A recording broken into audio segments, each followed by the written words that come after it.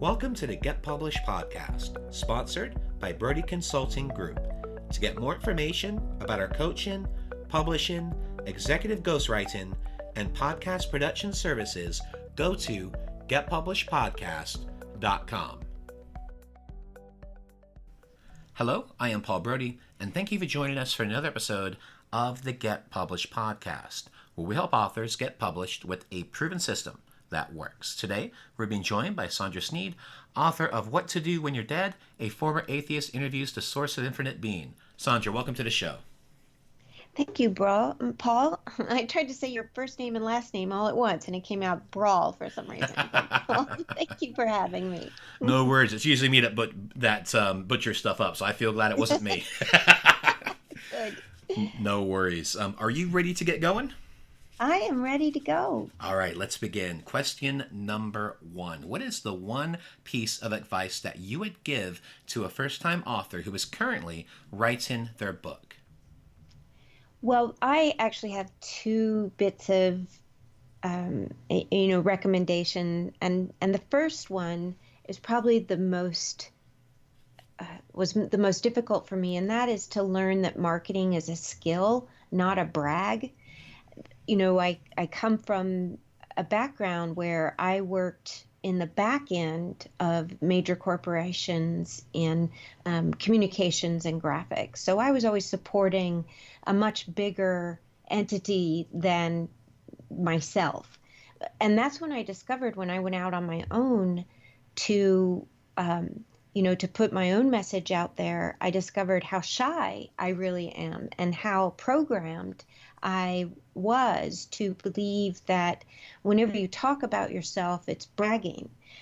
But in marketing terms, it's critical. In order to sell anything, you really have to be able to talk about what you're doing in a way that engages people and gets them wanting to be on board. So what I discovered was marketing isn't about selling or bragging. It's about how many people can you reach. And so every marketing strategy that I learned to adopt became all about that. The numbers were about how many people I could reach, as opposed to, how many people knew who I was. So the people that I reach, not only does that become the marketing strategy in itself, it's also the indicator of how successful I'm being at communicating. How well am I communicating? So one skill at marketing is a constant, you're constantly rebuilding that marketing skill. And the other thing that I wanted to talk about too, and I say this to all people who are looking to write their own book, and that is to spend your time learning how and writing the book proposal before you actually write the whole book.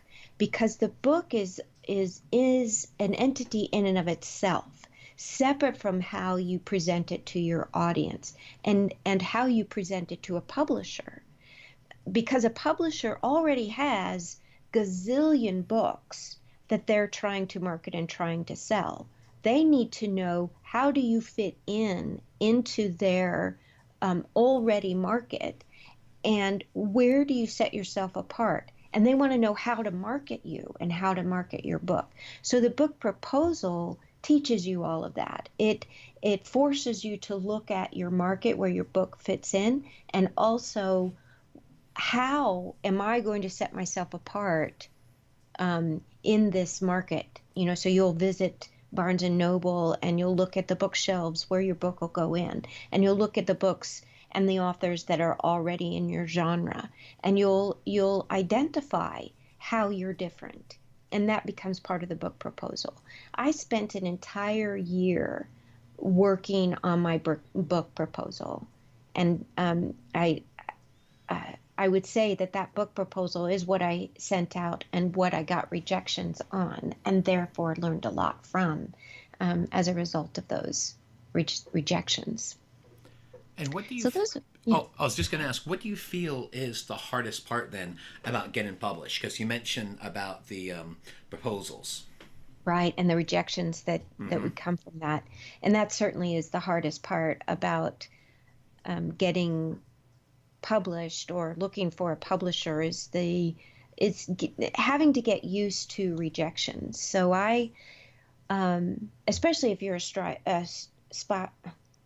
a shy person, as I am, and most writers I think are, that aren't already marketers, but the rejection part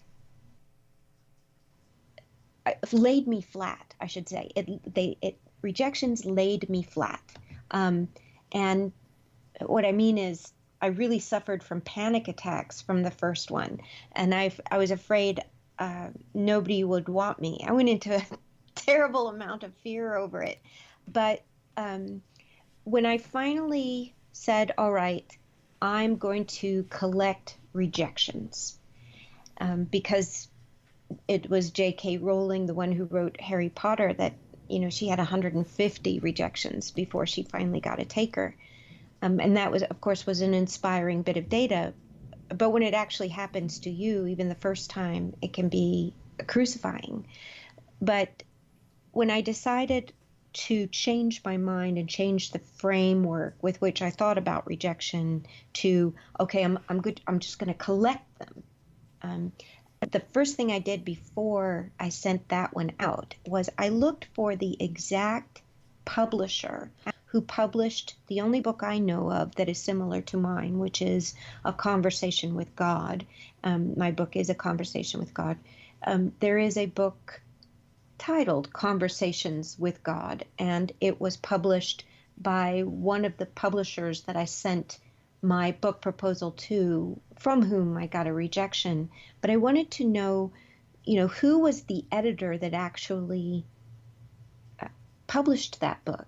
And I found out he was retired. He was actually a co-founder of the publishing house that I proposed to originally. But in his retirement, he had a smaller publishing house, and he would publish books, about 6 books a year. And I sent it to him, sent my book proposal to him. And it seems like the minute he got it, he called me and wanted the full manuscript.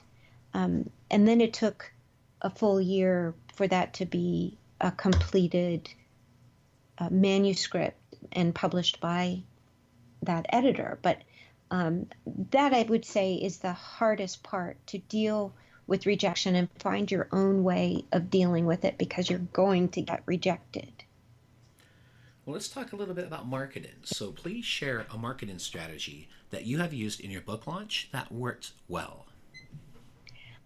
I would say my marketing strategies don't work well at once. They have worked well over time.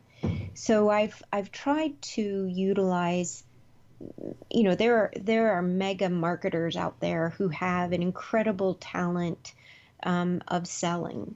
My talent is in the skill that I demonstrate in the book and in my services. So my book works well as a companion to my services, which are soul readings.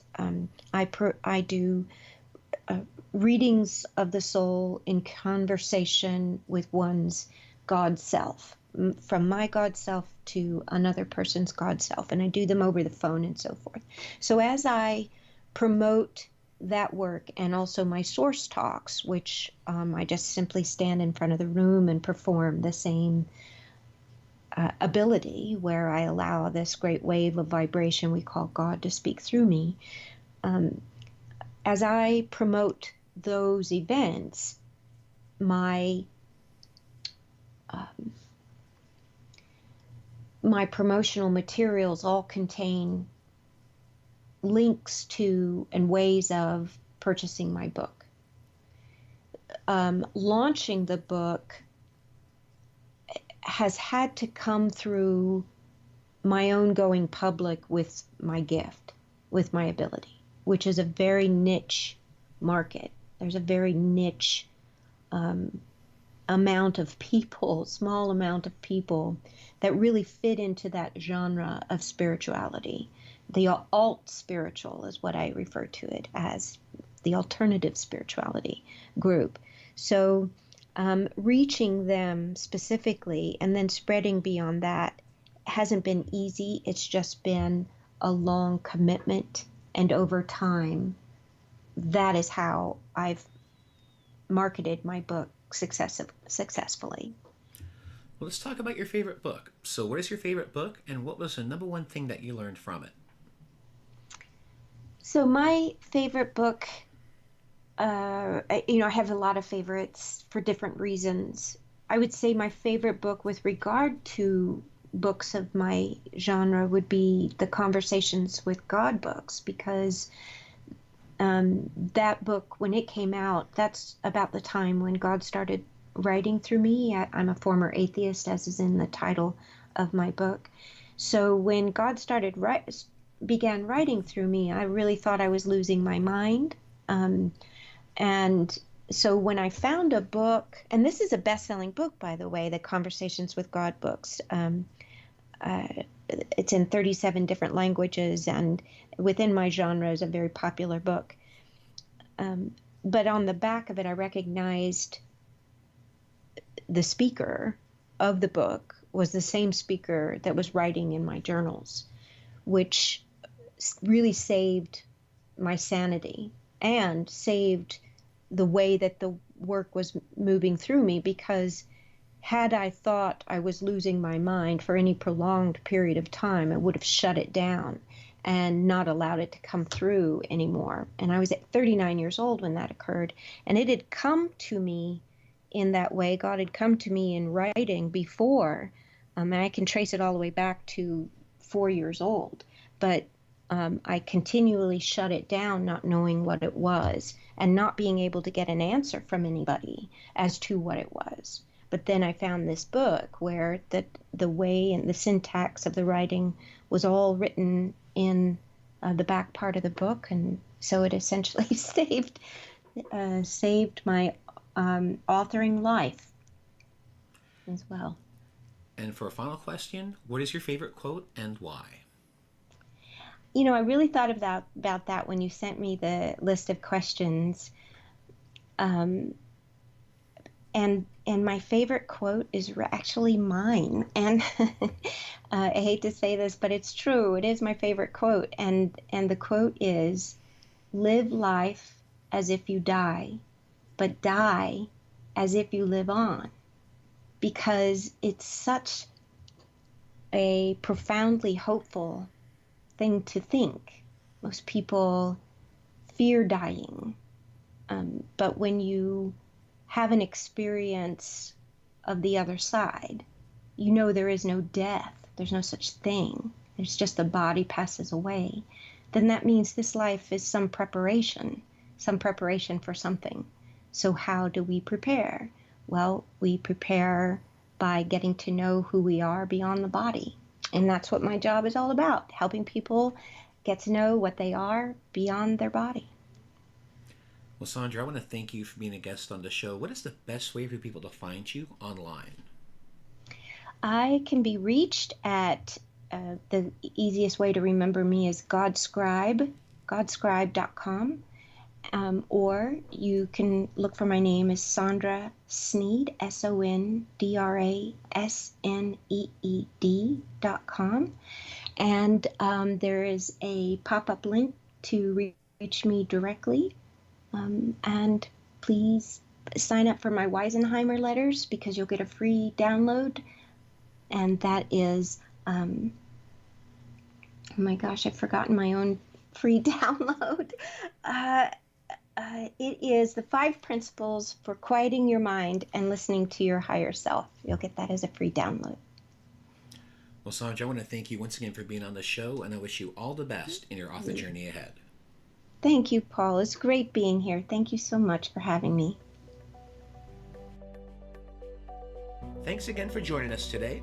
To learn more about how you can be featured in our brand new Get Published business book, go to getpublishedpodcast.com.